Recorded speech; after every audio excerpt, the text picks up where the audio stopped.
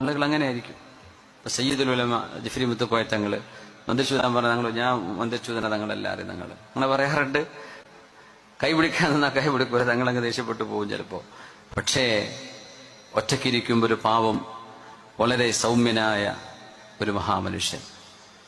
ചില ആലിമ്യങ്ങളുടെ രീതിയാണ്. അഹമ്മദ് ഹംബൽ തങ്ങൾ അങ്ങനെ, അത് റിവായത്തൊക്കെ എനിക്ക് തോന്നിയപ്പോ ജിഫ്രി തങ്ങളുടെ പോലെയാണല്ലോ പഠിച്ചവൻ. അഹമ്മദുൽ ഹംബൽ തങ്ങളുടെ ചരിത്രം വായിക്കുമ്പോൾ അതിൽ ഇത് ഒരു സാമ്യത കാണുന്നുണ്ടല്ലോ എന്ന് തോന്നിപ്പോയി. അഹമ്മദുൽ ഹംബൽ എന്നവർ ദ്വാരക്കാൻ വേണ്ടി പറയാം, ഞാൻ ദ്വാരക്കേ ഞങ്ങൾ ദ്വാരുന്നോ എന്ന് പറയുന്ന, എന്നിട്ട് ഒറ്റക്കിരുന്നാൽ പൊട്ടിക്കരയും, പടച്ചവനെ എന്നോട് ദ്വാരക്കാൻ പറഞ്ഞവർക്കൊക്കെ നീയുടെ മുറാദ് ഹാസിലാക്കി കൊടുക്കണേ.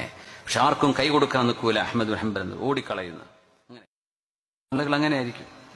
സയ്യിദുൽ ഉലമ ജിഫ്രി മുത്തുക്കോയ തങ്ങള് മന്ദിരചൂതാൻ പറഞ്ഞ തങ്ങൾ, ഞാൻ മന്ദിരചൂതന തങ്ങളെല്ലാവരും തങ്ങൾ അങ്ങനെ പറയാറുണ്ട്.